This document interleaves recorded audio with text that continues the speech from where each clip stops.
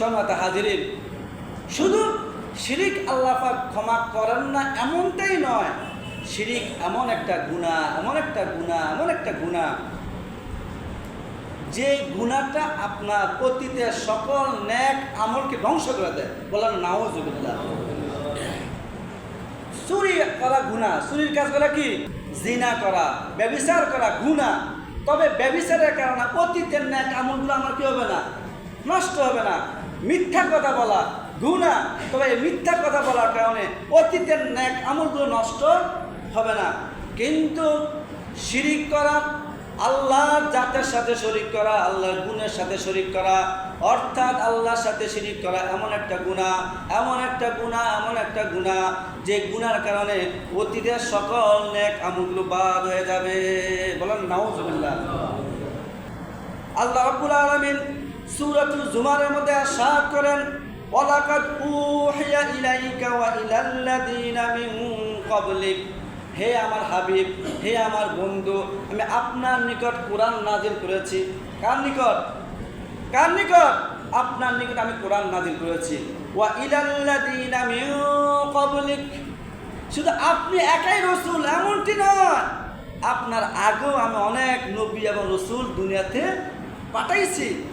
সকলের কাছে একটা মেসেজ আমার ছিল, লাইন আশরাকতা লা ইয়াহবাতান্না আমালুক, আপনি মুহাম্মদ যদি শিরিক করেন, আমি আপনাকে রাসূল বানাইছি, নবী বানাইছি, মহাগ্রন্থ আল কোরআন দিয়েছি, লাইন আশরাকতা, আপনি যদি এই কোরআন পাইয়া আমার সাথে শিরিক করেন, লা ইয়াহবাতান্না আমালুক, আমি আপনার সকল আমল বাদ দিয়ে দেব। বলেন নাউযুবিল্লাহ।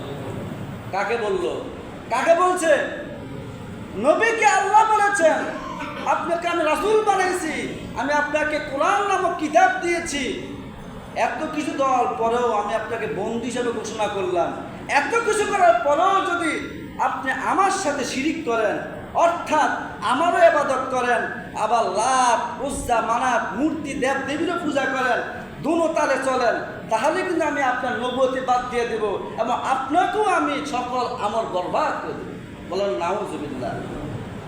ওয়ালা তাকুনান্না মিনাল খাসিরিন, শুধু আমল বাদ দেবে এমনটি নয়, মৃত্যুবরণ করার সাথে সাথে আমি আপনাকে জাহান্নামে নিক্ষেপ করব, অর্থাৎ আপনাকে ক্ষতিগ্রস্ত করব।